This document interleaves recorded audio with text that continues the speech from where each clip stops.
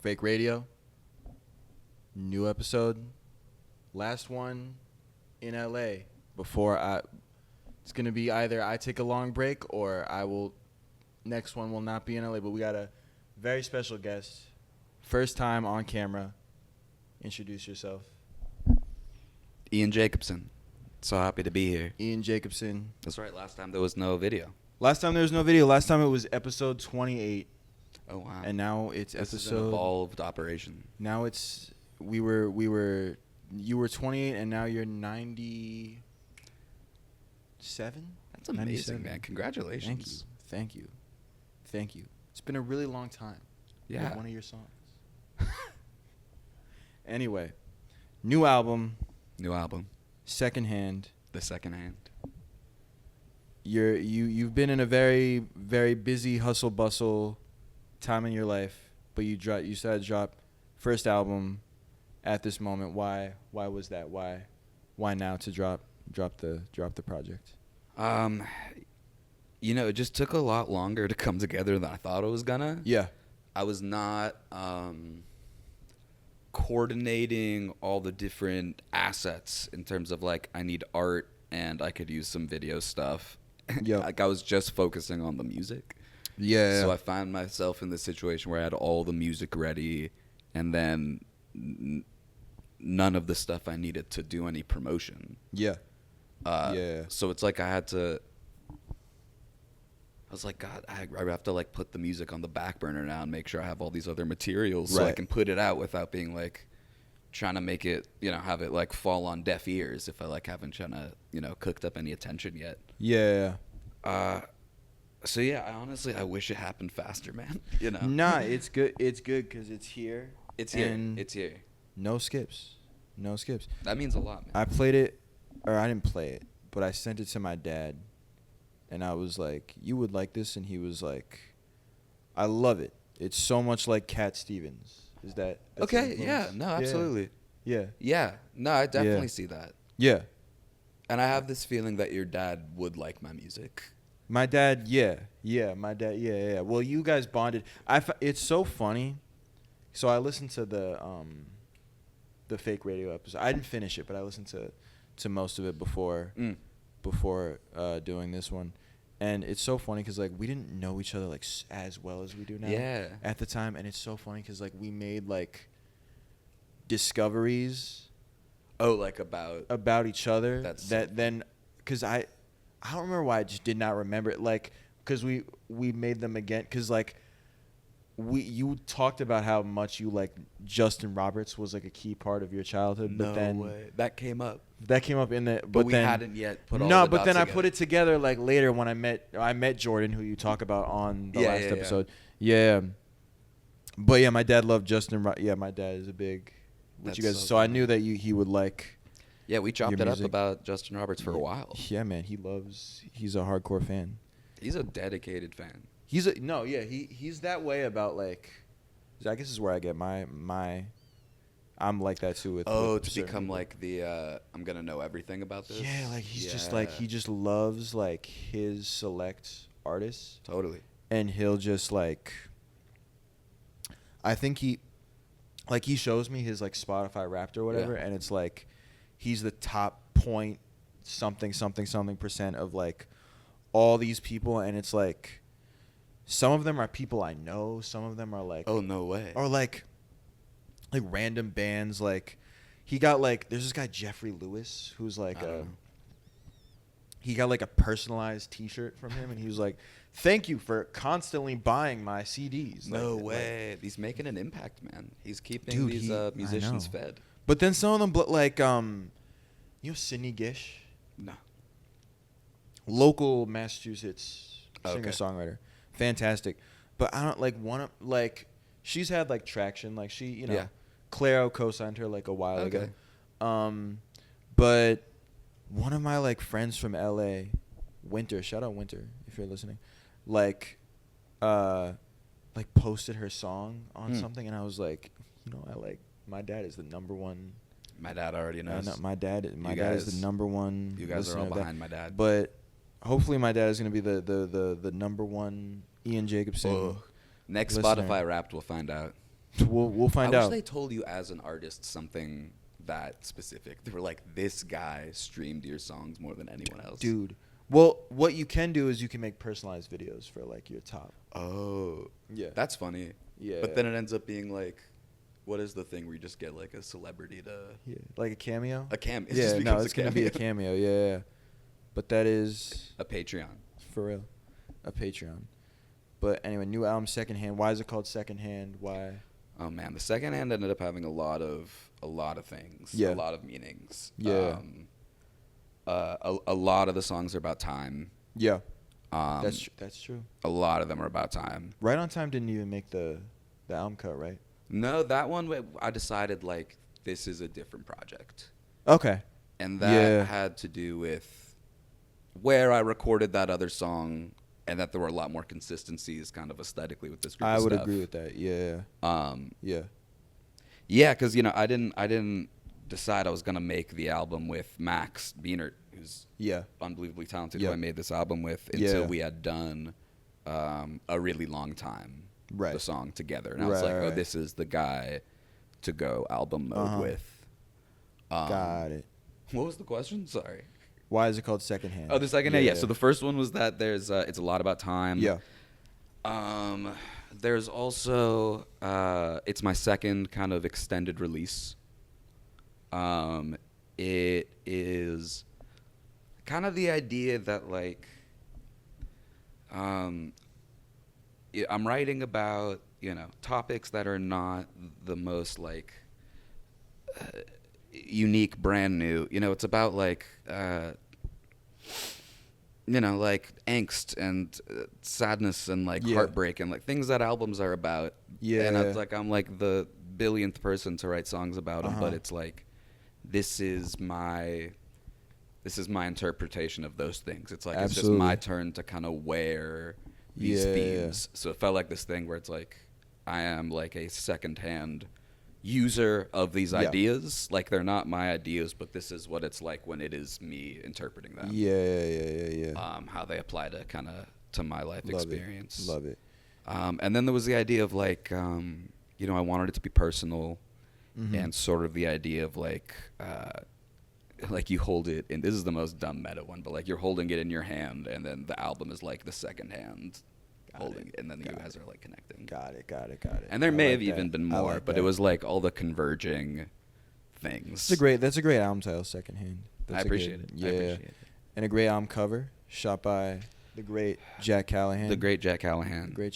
So did he kind of make the face, or like the face? Where Dude, did y'all, we like, took go a for while on that. God, is it Escher or someone else? I mean, there's just this very famous painting of like where there's sort of a face that's made out of scenery. Yeah, I know. So exactly we started with that. Jack and Don't Look love to be inspired by classic paintings and things like that. Yeah. So we were on that kind of thing, and then we went back and forth for a while about like how obvious we wanted it to be. Yeah. Like first it was just way more like defined in a single cloud, and then we're like, but what if it's all these different elements, like with the bird? So yeah, Jack just found a crazy spot to shoot that shot, and then we did it, and then Jack went in, like there was all this space to like kind of mess with landscape wise, and then Jack just went in and did all this craziness. And we landed on like a lot of the skull of the head is like in the clouds, but then like the eye is a bird, and then it came out perfect. Like, and I'm so glad with how it came out. No, it's like he's the man. There's no one else like him. He really. There's one more Easter egg. There's an Easter egg that we didn't even. I haven't even posted about this or anything. But if you look in, and this is just because Jack is down to get granular. Yeah. So I'm sitting there on the hill, and then my shadow makes like a clock kind of thing, like the hands of a clock. Yeah. And then in the shadow of the two hands, it says Secondhand in it. That's so cool. So it was like, it was all about like, let's just fill it with stuff that it's like, if anyone ever takes the time to like actually look hard at it, there's a bunch of stuff in that, like it's kind of rich enough that there's stuff to enjoy in there. Yeah. But then, you can also just glance at it Yeah. And hopefully it, kind of grabs your attention. Yeah. Yeah. No. That's cool. No. And that's cool. And what location did y'all shoot that at? Shoot, where was it? I think that was in like Malibu. Okay. That makes sense. That Just checks one out, of the yeah. classic, like, Jack just goes like location He just scouting. knows. Yeah, I don't know how he has time for all that locations. Yeah, when does he do that? Dude, I lived with him for 2.5 years. I don't. Yeah. Like, he just, I mean, like, I didn't live with him, but, like, he just knows. Like, he just kind of, I don't think know. part of it is I think definitely when I first moved to LA, he was, like, tight in the, like, guerrilla LA filming community. I mean, that's absolutely how I would describe, like, everything he does. Yeah. His guerrilla style. Yeah. He does it better than anyone else, though. It always just comes out looking so high production value. Yeah. And it's like, dude, this was basically, I mean, he does work with more people, but it's like, this was sort of one dude's, like, blood, sweat, and tears. I know. And he just cares. Yeah, I mean, we're going to get into I think the first time we talked, the Right on Time video was, like, shot, and I, like, saw a cut of it. Oh, so, yeah. we knew about it, but now it's out. It's been out for multiple years now. It's been out for a while. But, like, yeah, like, I remember with that one, it was, like, a lot of, like, because I know he, like, thought of a lot of those. And we got, like, way high concept with that. Yeah. And, I mean, the place where we spend the most time is the desert. Yeah. So, like, we were in Death Valley for multiple nights. Right. But at the same time, there's a moment where I'm, like, I'm in a boat, and then I, like, jump out, and then I'm, like, in the water. Yeah.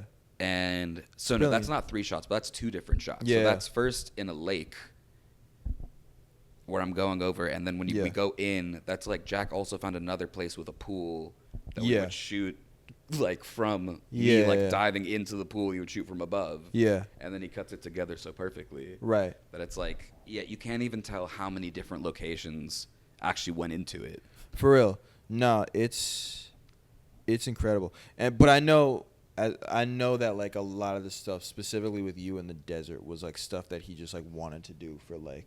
Oh yeah, And like, then let's he just do kind it. of got to do it with you and that kind of. I mean, like, an overnight for a music video, like, I don't know, I know.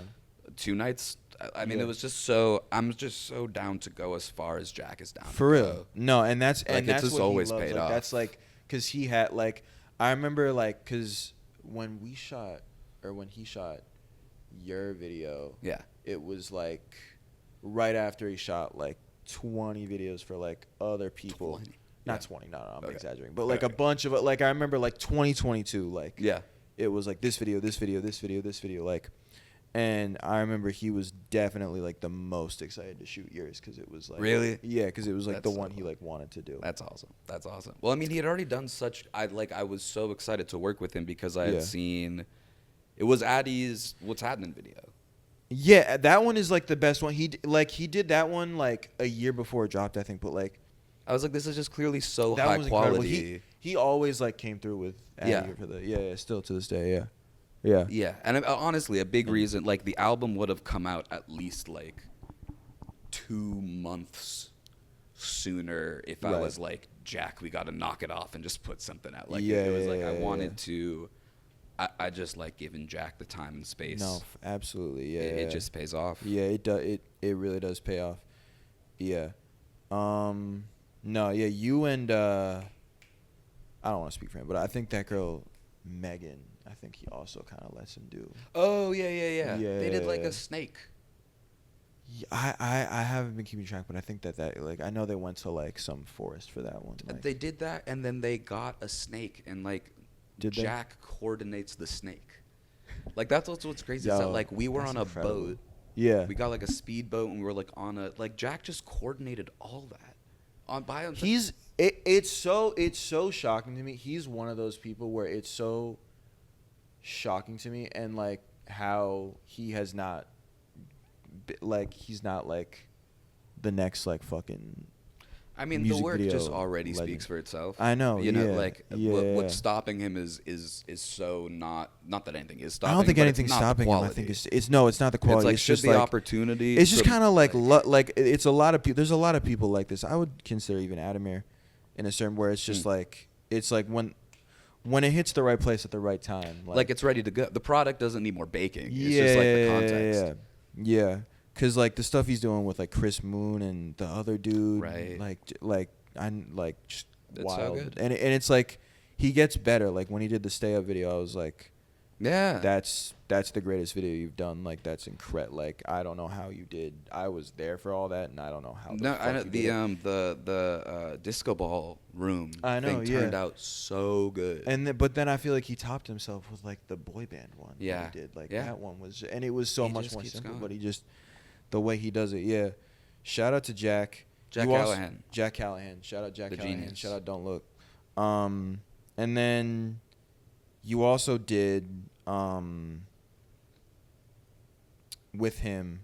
We're gonna get into what you did with him on that, but let me just get. So I first heard the song really a long time at your show at the Stowaway, Yeah. like like definitely 3 years ago at this Yeah. point. I fell in love So with it, but crazy. no, I remember I like told you instantly. I was like, because that was like I never heard that song. I was like, yo, that song is incredible. Like that's such a good song. And you said you wrote it like dog sitting for someone or something. What's the story? I wrote it with when that I was one? cat sitting. Cat Yeah. sitting. I was Yeah. I was cat sitting for a neighbor, and Yeah. I just brought one guitar with me. And I mean the story of the cat sitting thing goes crazy. The cat was like very ill, and they Yeah. did not tell me that, and it got You gotta tell him. it that, got man. nuts. It was okay. I'll tell you that in a sec. But basically, Well, yeah. I'm saying like the owner had to should have. No, told exactly. You, I was yeah. not. It was not disclosed to me. No. That this cat had significant medical issues / history. Yeah. I had to go to 2 different vets. Oh my god. But anyway, yeah, I brought this guitar that I like don't play a ton. Yeah. That I just like threw in a case and brought to this other spot, and I ended up writing this song like unplugged, which is kind of surprising looking back because it feels like a very I feel like it takes up a lot. It kind of has a spacious quality to it. Yeah. So it's yeah. funny to me that it kind of was conceived of on this very, just electric guitar unplugged kind of thing. Right. But yeah, and it came together pretty quickly. Like I think it literally started from like the main hook of the chorus and then sort of built outward. And then I mean I wasn't at that spot for more than like a couple weeks. And I mean if I finish a song within I don't know, that can be relatively quick. Sometimes it takes a lot longer to get a song from like beginning to end. Yeah. But that one is old, man. And I remember that show. A couple people talked about, like, said some stuff about that song, and that's when I realized that this was like the standout one that I needed to go and record. Yeah. Like I didn't know that this one was connecting with people more. It really. So then that's when I went and I recorded that with Max. Yep. And that turned out in a way that was like, I want my album to sound like this. Got it. Yeah. That kind of makes sense. That makes sense because they all kind of feel kind of that. Totally. If you think of me as being like at right on time at that point, like getting that a really long time sound was really important. Of like that's gonna make a lot of things work. Yeah. No, really long time. It's a fantastic song. I listen to it all the time. Like that means a lot. It's one of those that like like I listen to it on YouTube a lot because I can like fuck with it with the like extensions like slow reverb shit like. Dude, you gotta show me what that sounds Oh no, like. I don't like no. But no, it's very catchy, very nostalgic, very like one of those timeless songs that you can. I appreciate it. You can listen to. I appreciate anytime, any place. But then you shot with Jack and Devin the like performance video. Yeah, we did. Oh yeah. The full band, the Ian and the Shapes. Ian and the Shapes. Why is I'm always meant to ask you, why is it the Shapes? Why is that like? The Shapes was my college band. Okay. And we went through a lot of names. Yeah. And at a certain point, it was almost like every show was a slightly different name. I love that. But it was almost always Ian and the Somethings. Yeah. Hell yeah. And then we landed on Shapes by the end. And that was kind of because I was like, I just like that it's simple. Yeah. And the other stuff was getting like heady. Yeah. One was called like Ian, etc. I wanted it to be Ian et al. Is the most dumbass like college shit. I was like, oh, so it'll sound like a research. Yeah. But yeah, we ended up on the Shapes, and then when I kind of got to revive the band, really for that Zebulon show, right? I was like, this feels like it is sort of reinvigorating a lot of the same energy. This sort of still feels like the Shapes. Yep. No. And I still just like the name. I love it. Yeah. And I'm still Shapes, Ian, so I feel like I get to claim. You know, for real, man. Ian it comes down to me.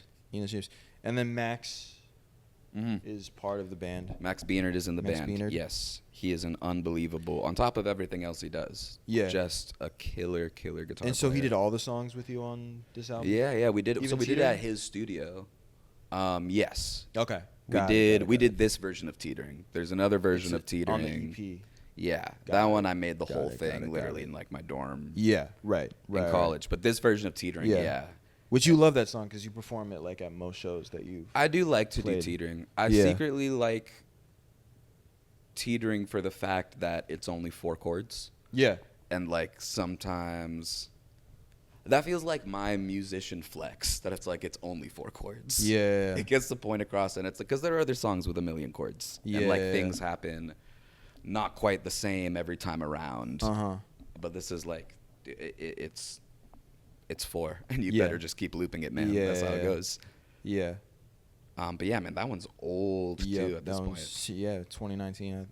Oh man, I was like 20 or something when I wrote that. Yeah. You got that. You had a few other singles. Sandra, Save the Paper. Yep. What's the story behind Sandra? That one seems Sandra, fun. I wrote. I had just seen the movie The Last Waltz for the first time. Okay. So the band's last performance, like their last show.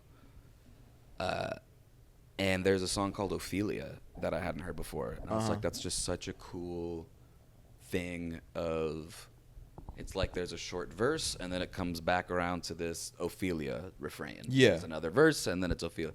And like it just kind of tells this story through these just like short little things that come back to Ophelia. Yeah. And I was like, man, that is such a great format for a song. I should try that. Yeah. And then I had recently, I wrote it on a pretty new guitar at the time, and then I named that guitar Sandra after that. Got it. Then who's the lady in the promo? You should. That is so I did a lot of the promo stuff with Max's girlfriend. She does a lot of stuff like that for artists, and she was like, yeah, man, I found an actress. Like maybe there was an actress who was initially like a friend of a friend, and then that fell through, and she was like, I just found another woman. She's great. Because we were doing just like, there wasn't going to be a whole Sandra video, but there were going to be just like these little video snippets for promo stuff leading in. Yep. And so she was in all of those, and then I decided I really liked this frame of the two of us side by side. So then that turned into the cover art of the two of us, but kind of blurred out. So it's kind of less about like me and this actress and like just kind of the dynamic of the two people. Yeah. I think her name's Leanne or Leanna. Shout out Leanne. Shout out. She was, man, what a sweetheart. Yeah. Like so up for it. And then we got to talk about my favorite song on the album other than Right on Time, Over the Canyon. Fantastic song. Thank you, man. Of course. Yeah, that's Laurel Canyon, man. Right. That's Laurel Canyon. Yeah, baby. What's the story behind that song? Like, you were at Laurel Canyon, like what? Well, I used to, let's see. that song is definitely about, man, this would have been later college days. This was another college song. Okay. So coming home during because at the end I say a month could be enough for me. I could muscle through 2. The third would be the death of me.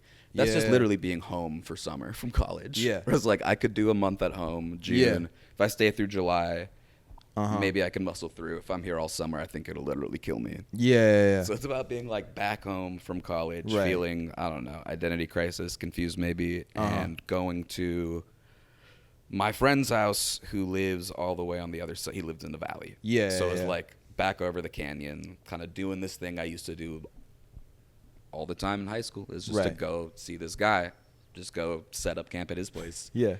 So it was kind of reflecting on that. It's I crossed this canyon. I mean, I literally cross it twice a day to get to and from school. Right. And now I'm home from college, going back out to see this friend I would go see. Right, So right. it's back over the canyon, reflecting, It is, yeah. I mean, I used to work in Sherman Oaks, so I used to cross the canyon every day, and it is an experience that you remember. Oh each man, day. absolutely, for sure. Man, I wish I had some kind of counter on how many times I've crossed Laurel Canyon. For real. Because it would For real. have to be in the thousands. No, that's good. That's a good LA song too. Yeah, That's I a mean, good- yeah, yeah. there's as long as you know it's Laurel, or I mean, Yeah. But I've heard songs about Nichols. for sure. No shade to Nichols Canyon. But Cold water. I can't think of another Laurel Canyon song on the top of my head other than that one. I've had the experience of crossing Laurel Canyon a fuck ton of times. So Did you know that the valley side is way nicer?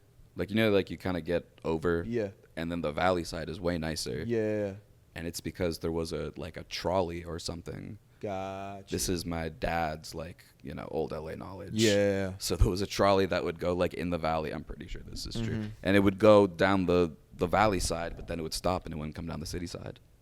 Wow. So that's why halfway it stops being nice. That's yeah. That is a good fun fact.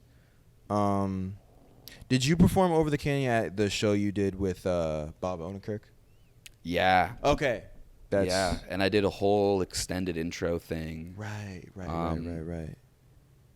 one has a sort of instrumental intro. Yeah. And especially after you've played a song for a while, it's fun to just do things to kind of keep it fresh. Yeah. And also if there are ways you can just kind of keep things loose during a show. Yeah. It's nice to do that, just kind of stay in the moment. Yeah. Yeah. So that show had a whole extended. Right. Yeah. Because I remember you played something. I think that's the first time I heard it. Because you played something that I was like, "What's this song?" And then it was Over the Canyon. That's a fun one. That one, the opening riff is actually a lot older than the rest of the song. Yeah. So I had that. That whole kind of opening sequence. I'm miming how you play it. Yeah. For maybe a year before the rest of the song came. Yeah. And I'm glad it happened that way for sure. I would have been it would have been too bad if that riff went to a lesser song or something. Yeah. Well, I don't know if I even saw you live the first time we talked. I don't think I have. But now I've seen you live a ton of times. Yeah, I hadn't really been doing solo shows again yet, maybe. Yeah. Because I was doing mostly band shows. Right. That's when I started booking more Shapes shows. Yeah, because I think I want to say the first time. Yeah, no, this definitely is. The first time I saw you live was with Goblin. Yeah, totally. Sure. Yeah. But you've done a lot of solo shows since. I've been to many of them. You performed at one of my shows, which was a big honor. One of the, just one of the best vibes at a gig you could hope for. I appreciate that. And I appreciate that. I'd be honest, man. There are vibes with bad gigs. For sure. No, absolutely. Really good. Yeah. Absolutely. No, there's I go to a ton of showcases, a ton of gigs, a ton of all that. All Showcases that stuff. are extra dangerous, might be bad. I go to all of these things, all of these performances, and I really with Fake Friends, especially that one and all the ones in the futures. I always I'm like, I want this one to be like one that people like are like that. I went to that one, and that one was like people are, man. One. And the whole time, people are just being like, man, people should do more. Why isn't there more of this kind of thing? Yeah, I appreciate that. But then man. they're like, there isn't though. Easy's the one who does it. Easy's the one who does it, and no, I think I mean you performed at the first Fake Friends, and I like. Mm-hmm. This is just gassing myself, but like I'm always like, yo, that was so genius that I got Jilly and Ian to open up for D. Like that was so smart how I did it like that. Like that's so cool. Like that was like one of Jilly's biggest shows, and then Ian went. And he was like, yeah, man, that would have been the first time I ever saw Jilly for sure. Yeah, no, absolutely, yeah. That was was that the first time I saw? No, I saw Jilly. I think maybe one other. I mean, I've seen Jilly guest perform, but right. I maybe had seen Jilly maybe like one other time, if I remember correctly. But like, that's one of the first and only shows she's done, like acoustic. Before. Like a whole set, yeah. Yeah. I saw her do one other solo set somewhere. Yes, at Stowaway. Yeah, at Stowaway. Yeah. But then she also, anytime Bruised Up is performed anywhere, Jilly will pull up. I know. To do her feature. Except. We performed Bruised Up without Jilly one time in Boston. Oh, shit. No, yeah. I'm sorry, Jilly. I'm sorry, Jilly. No, it was smooth how we did it because we did like we did buttered toast. Yeah, what did you do with it? Did you have someone? No. So I was considering having someone do it, but I was like, Jilly would kill me, so I'm not gonna do that. Rightfully so. But no, because he only had like 15 minutes on that set anyway. So what he did is he did buttered toast, and right when it got to the Jaden verse, he immediately like merged it so it like immediately went into his verse on Bruised Up, and then a very creative solution. And then Kent Danger was there, so like he came in, did his thing, and then like the Jilly vocals kind of like faded it out. Wow. And it went perfectly, yeah. But yeah, she did an acoustic. I've seen her do acoustic here and then at Arlena's Sip and Soul. But no, fantastic show. And then you were very instrumental in. I mean, you didn't have a set, but you were extremely instrumental in the second. Oh, the second Fake one. Friends. That was so much fun. I mean, I didn't even expect to be like. I sort of accidentally became like de facto sound guy. Dude, you were like the most instrumental part in that. So, yeah, that one I like put that one together while I knew. The second Fake Friends Volume 1 was done. Because Sailboat was at that show. Right. And Sailboat was like, I want to do something like this with you. And I was like, yeah, I like that. And then, so immediately after, like the day after, I called Addie and I was like, I want it to be like Sailboat and have these people open up for him. Like, and then he was like, I love that. And then, but I was leaving for the East Coast trip. Yeah. So I was like, it can't happen until I get back. And then I put together that whole one when I was in Boston. Mm-hmm. So like I was reaching out to the openers and like all that stuff. So I didn't really like know how that one was going to like go down exactly. But then like I found out that you were extremely involved in bringing Sailboat's music to a live setting. That was which I mean Sailboat gave me very little instruction. Yeah. Sailboat basically sent me the songs and then was like, so we'll rehearse them, right? I was like, yep, they'll be ready to go. I mean, you just know that they are like I would have heard the recordings that you would have heard, and they're just very production heavy. Yeah. Which is just to say that translating them to a single acoustic guitar is not necessarily a straightforward process, but it was still so much fun. Yeah. I love side manning. Yeah. Like just kind of being one person's like just sitting next to them on guitar kind of thing. Yeah. But there were a lot of interpretive choices there of like, you know, for this and that reason, production wise, things intensify this time around. So like, am I gonna do that with twice as much strumming or a different voicing or whatever? Like, how am I gonna get the same point across, but with one acoustic guitar? I mean, it ended up being a really involved You know, that was not just kind of strumming along. That No. was like some No, pretty you were involved really playing. in it. Yeah. But so much fun to do. I know. And I mean, it's just fun. And to your have, buddies like, pulled up. Yeah. No, people. Yeah. People knew you were a part of that. That was great. And then yeah, like every time I do Fake Friends, I hit up the people involved and I'm like, you have like sound equipment, and then someone's always like, yeah, no, I got you, bro. And then I'm just like, cool. But yeah, no, you were the It sound ended up going guy. totally well. No, yeah, it went perfectly. Yeah, no. And I mean, the Fake Friends won. Podcast time. The production value and the gear, it was all very, like, professional. Yeah. Very like probably more than it needed to be. Yeah. Which is just to say why the second one totally went off super well. Right. Yeah. Like it was just like over prepared the first time. Yeah. But also, you know, D likes all her pedals and like know, you know, yeah. there's also a gear. Yeah, D has like a whole. Yeah. Yeah. But what a beautiful guitar! Do you remember that emerald green guitar she brought? Yes. Beautiful. Yeah. No. D is like a. Like you like Sailboat. D is just like a hardcore music nerd. Such a unique artist. Such a unique voice. A genius. I love that they like have a flip phone and are like offline all the time. Yeah. But like I hate it because it's like I wanna Totally. them to be like a regular in my shit, you know. But no, they're great. That I mean, yeah, no, that's one of my favorite. That's one of the best nights of my life. Was the first two. It was like, such a like the energy was so good and warm. Yeah. And like yeah. I mean I had worked with D.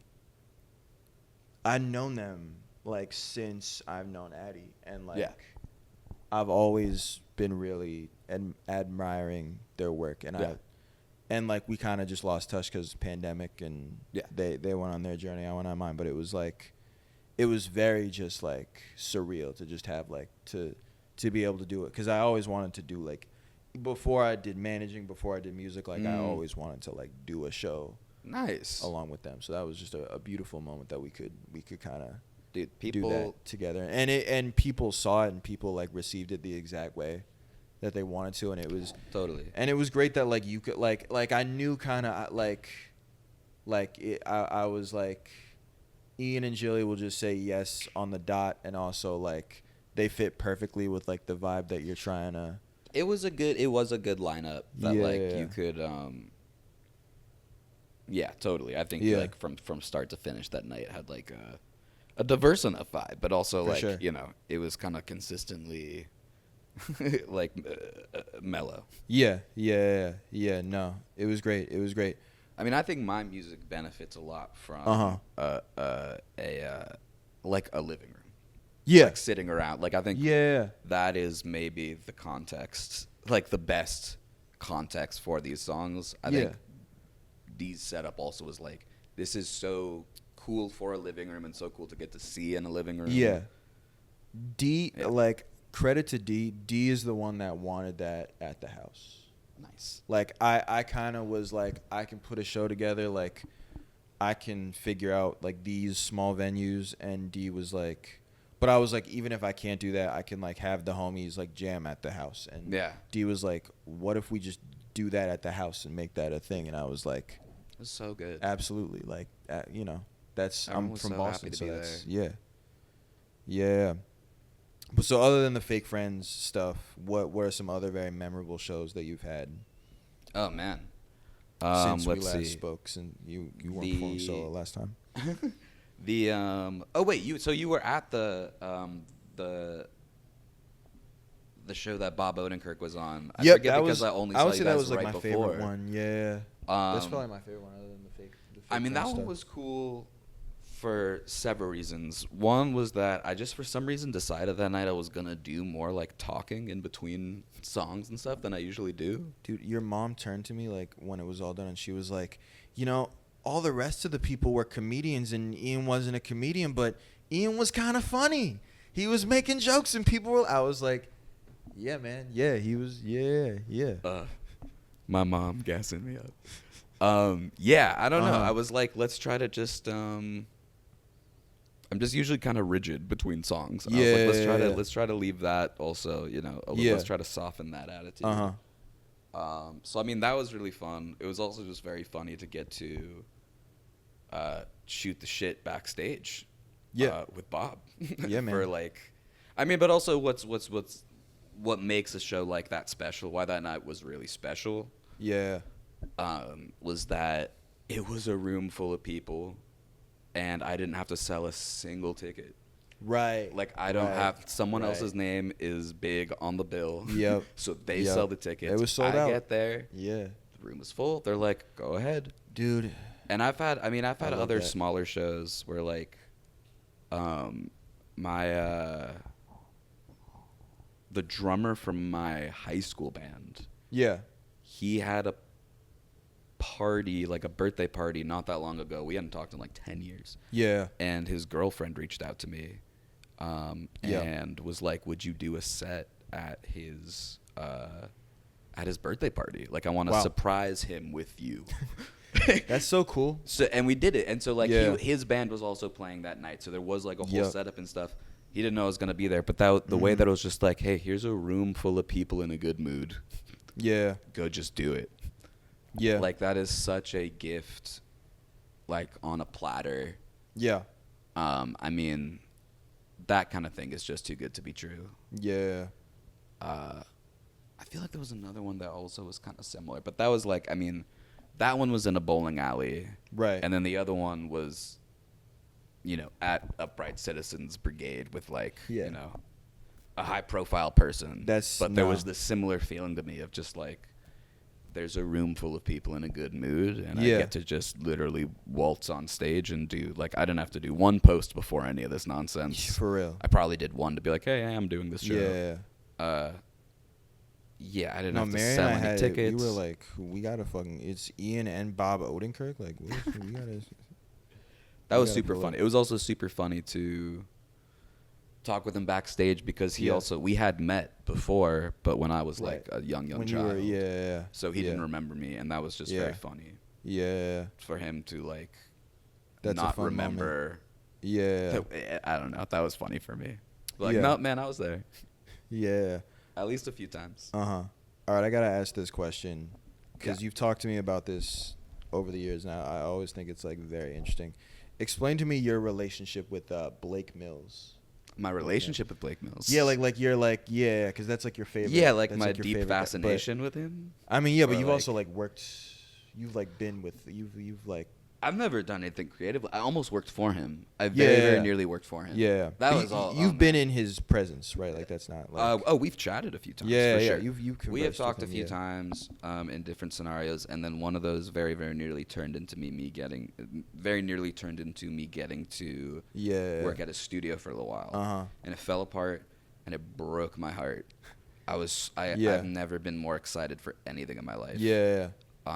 Well, explain who Blake Mills is for the audience. Yeah, I mean, Blake Mills is just a monster Grammy Award winner, absolutely. Grammy producer. I found him as just like a singer-songwriter. Yeah, for sure. You've done covers of his stuff. I would cover stuff a lot. Finding his music, especially when I did, the way that like the singing and the playing work together. Yeah, really opened things up for me in terms of my own writing. Yeah, and so playing his songs is always just like an amazing exercise in that kind of thing. Right. Yeah, but man, him just as a guitar player, as in like not even doing his singer-songwriting stuff. Yeah. Mind-boggling. Yeah. Him as a producer, mind-boggling. He now does, I mean, I think he's just like Joni Mitchell's music director now. Oh, word. Like there's like the whole Joni, shows happening, the Joni Jams. Yeah. And he at one point was brought on just for guitar. Is he working on the movie? That's a really good question. I don't know. There's a movie coming out. I mean, she seems to like to have him by her side. Right now. Yeah, maybe. But like he took over the whole thing, I'm pretty sure. Okay. But I mean, just in terms of like the different things I do. Yeah. He was such a good source of like I could study this man's guitar playing. Yeah. I could study this man's songwriting. I could study his approach to, Yeah. his own records in terms of like where DIY things are happening, or like, I mean, the production of his other records is, unbelievably spacious and hi-fi, and but I've just been like trying to demystify, especially his guitar playing, for like 10 years or something. Got it. He is just such a special guitar player. For real. And it's dope. It's like, this is one of the things I love about LA is like, or one of my favorite things about LA is like, you like this guy, you appreciate this guy, you really like, you really like study his music, and like you've conversed with him a few times. He's like a tangible dude in your absolutely sphere. I mean, I gotta say, he has blown up significantly since the last time we talked. For sure. Like he has been, but the first time I was at a show, it wasn't his show. It was Julian Lage and Nels Klein from Wilco doing like an avant-garde jazz guitar duet. Yeah. And Blake Mills was just in the audience. For sure. And so there was like an intermission for the show, and I just saw him, and like, people didn't really know who he was. Like, it's not like you would just know. So I was able to waltz right up to him, and I was like, hey man, like, I'm covering your song tomorrow in a show, the night before or something. It's one of those things where it's like, if anyone's gonna go up and talk to him, it's gonna be you. You know what I'm saying? Like, I'm covering your song. I would have tomorrow, had like, to. Yeah. There's like, I think you're so right that it's like, there's a lot of people I wouldn't have gone up to talk to. Yeah. But because it was him, I had to. Yeah. I'll tell you off camera. I like had an encounter recently where like I was at a small, like there was like 20 people tops at the show I was at, and one of them was like a high profile guy. And a guy who I'm like a fan of, but I'm not like the biggest fan of. And I like, cause I just don't know what people look like. Sure. Like, so I just like wasn't sure who it was. And then I like go up and I'm like, you look familiar. Have we met? And shout out to him. One of the nicest. He was totally like, I don't think so. And I was like, you make music? He's like, yeah. And I was like, what's your Insta? And then he put it in. I was like, oh, I like you. Like I've seen you live before. Like, yeah. Oh, man, I've seen you live. And he was like, oh shit. Like, he totally was like with it. But no, but I was like, I don't think I could have had that moment. Like, if I was a bigger fan, I would have like. Sure. Not even like a diss to him, but I would like. No, totally. I just like I have songs I like of his, but like I couldn't even think of them off the top of. But like, there's people who I have talked to who are that for me, where it's like. Totally. Yeah. I mean, that was the first time. The first time I talked, it was really funny because the person I was with, my girlfriend at the time, she did work for him. That's crazy. And I didn't. Yeah. And I've never been more jealous in my life. Interesting. But then that was my way in to starting the next conversation with him when I ran into him at a guitar shop. Yeah. I was like, hey, Maddie worked for you. I was like, that's my way in. Yeah. And so we got talking, and I was like, hey, like, I know that, she obviously isn't doing that job anymore. Like, if you need anyone. Yeah. For the love of God, just please let me tune your guitars or whatever. Yeah. Yeah, man. But I was in a guitar shop, and I was like, whoa, someone sounds good. Like, they sound really, really good. Yeah. And then I checked over. I was like, oh, that's Blake Mills. He's right there. That's fun. Cool. Well, album's out. What's the next steps?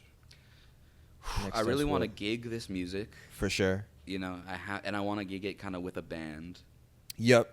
Like, you've seen a good amount of this material live, but solo. Yep. You did solo on Fake Friends. Exactly. Yeah. And like that was and I would love to do a show that sounds more like this album. Yeah.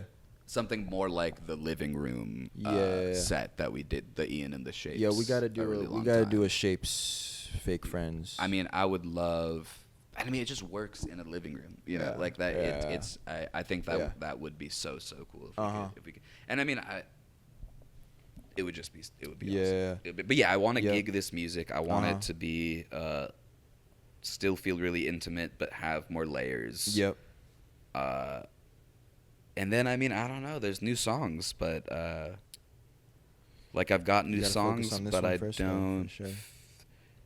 It's like there was just a moment where it felt like these 10 songs were kind of like something was congealing between them. It's like these feel like a thing. Yeah. And now it kind of feels more like I have just songs. Yeah. That maybe are less kind of like For sure. thematically linked or something. So I don't know, man. Making albums, playing gigs with bands isn't cheap. Making albums is not cheap. It's a longer and like more dedicated process than you think. Like when I first started managing anime, I was like, all right, we'll drop this project in a few months, and then we'll drop this one. And it's it's a longer thing. Like totally. Yeah. No, I know exactly what you mean. I mean, even working in studios, like you see that reality hit people. Yeah. Being like, oh, this does not have the pace that I thought it did. Yeah. Yeah, like you hear interviews like, we made this in one night. Whoa, like. But I don't even know. I hear about that like Flash album or like Flash song things, and like I don't know. Jay-Z made the Blueprint in 2 weeks. That's one of my favorite albums of all time. That still makes more sense to me than like a. I don't know. I believe it. How many tracks are on it? Oh, like 18, dude. Dang. Yeah, I mean, that's amazing. Nah. I mean, that's crazy. Like 18 good tracks in 14 days is crazy. That's top 5 favorite albums. That is Blueprint crazy. by Jay-Z. Incredible. Shout out Kanye West. Shout out. Suppose so. Oh, yes. For that.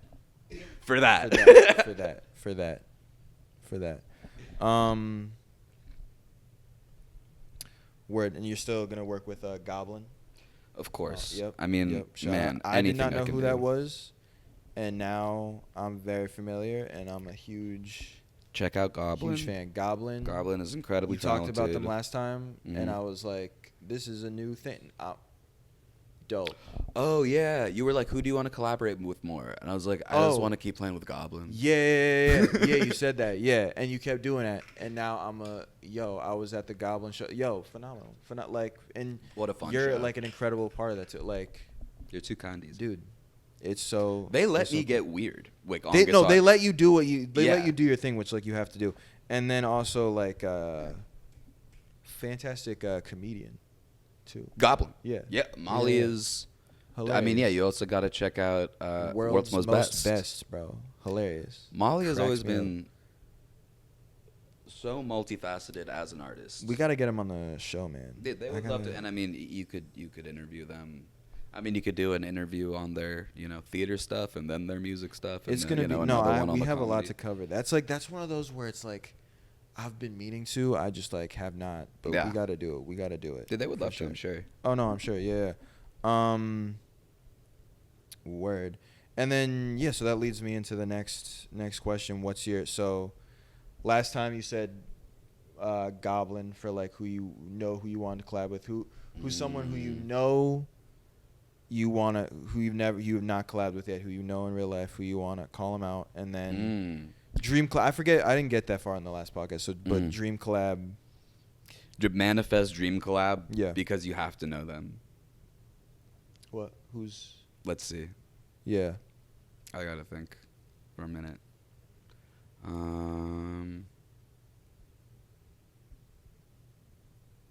God, I mean, I'd love to have a reason to play more music with Max Beanert, if there was a way.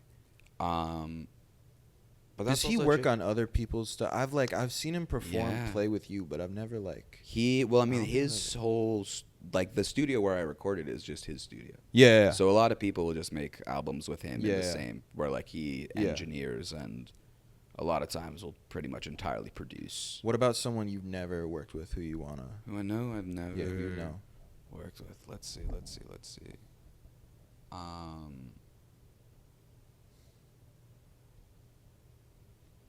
I don't know. I mean, I don't know personally a lot of rappers, but I'd love to play. Like, I'd love to do like a live band thing for Addy or something. You gotta do stuff with Addy. Like I would love to do something like that, especially at the show you did with Bob Odenkirk. I was like, I need to hear Ian on an Addy song like that. Because there's also been like, I mean, obviously, NJ does this thing with the band. Yep. And there's so much energy with that. Yeah. And then there were those adults only sets that we saw, that like when there was a live drummer, at least it would Yeah. really, it would just, like, the energy in the room was just so good. Yeah. And yeah, I mean, like, the fucking, like the Young Thug Tiny Desk, like that, Yeah. that's just such a Yeah. good energy. And I would love to do some stuff like that. Yeah. Yeah. And just, like, work other, you know, musical muscles you don't Yeah. really otherwise. Mhm. Yeah, like, I ended up doing a good deal of that, like, at the very, very end of my college experience, but I haven't Yeah. really since, and it would be so cool. Yeah. Yeah. And then Dream Collab, who's Oh, dream collab ever? Yeah. Well, I mean, I guess I gotta say Blake Mills, but Yeah, also Blake I'd say Mills. Ruben Nilsson. Yep. Ruben Yeah. Nilsson is my guy. Everything he's done, which again, like, I've been on him for a long time. For sure. But he is Yeah. just like a master, but also just cool. Yeah. Like, you know, Yeah. they're like, there's not even a lot of things I think that'd be like, that's just really, really cool, and I don't know what else to say about it. I just Yeah. think he's like the coolest dude ever. Yeah. His guitar playing is unbelievable. His songwriting is unbelievable. Very, very influential for me. Yeah. Yeah, I think. Yeah. I think those Cool, are the cool. big And then, do you ones. have like a favorite song of yours? My Like, favorite yeah, song yeah, of yeah. my own, or just like Of your own, yeah. of my own? Yeah, if you have one.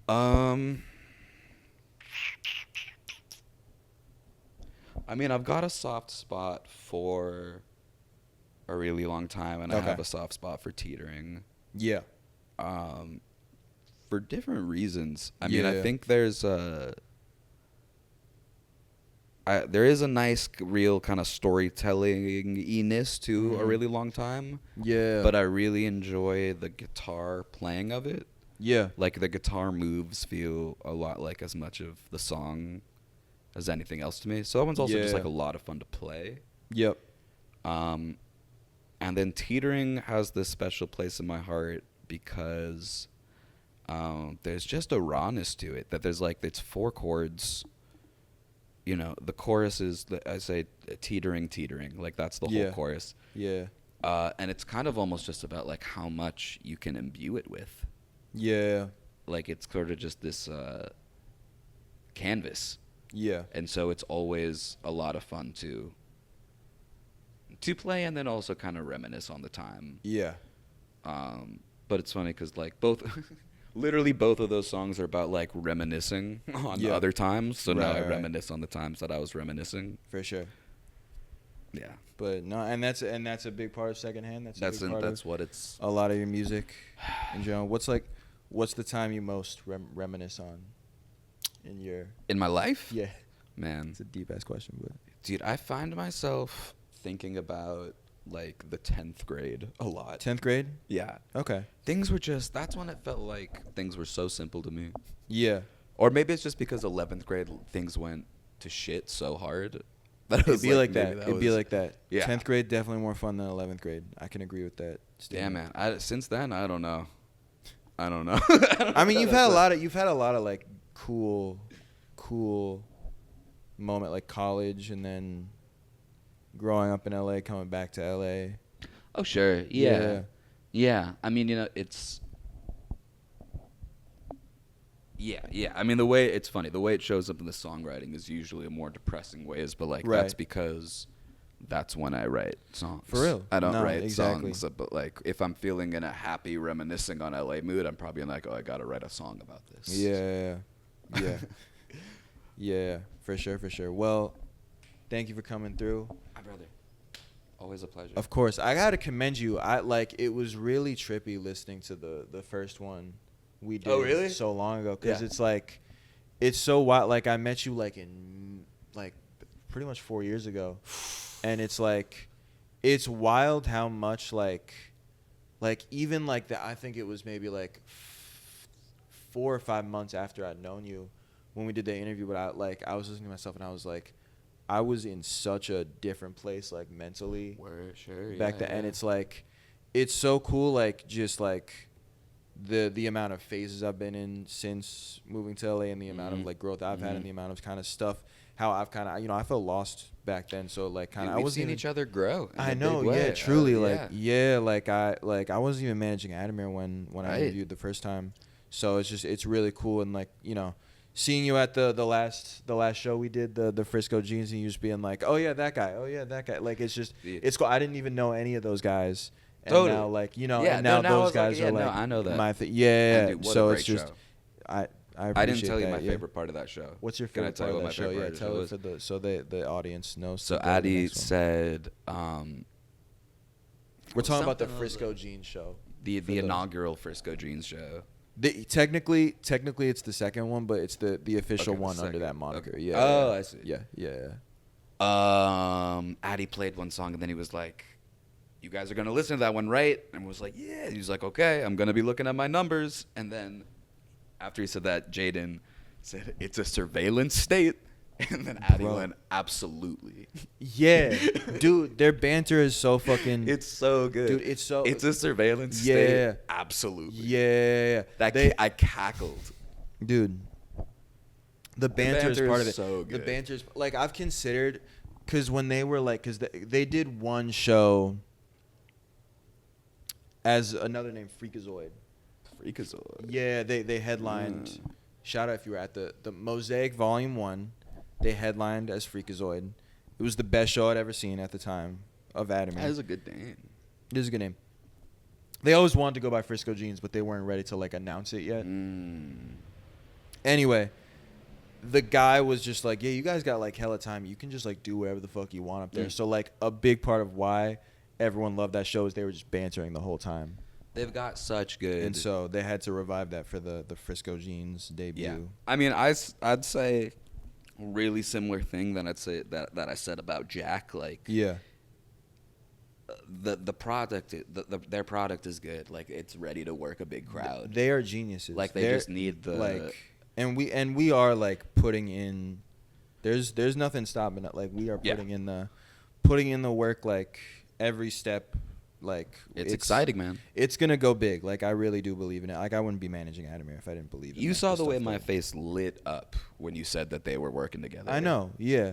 It's a perfect and like and it was like in the making the second they came in contact with each other. Like the kind of the shit. Like I kid you not. It's been leading to this. I don't know if I've said this on camera, but it's like I was there when Jaden and Addy met for the first time, and literally like within less than like 20 seconds of them dapping each other up saying Adam or Jaden, it was SpongeBob memes. Like just the second, and I was like, I'm gonna go talk to somebody else at this party. Y'all are just talking. Like I want to meet this guy, but like I don't have anything to chip in. I've never seen SpongeBob, That's so like funny.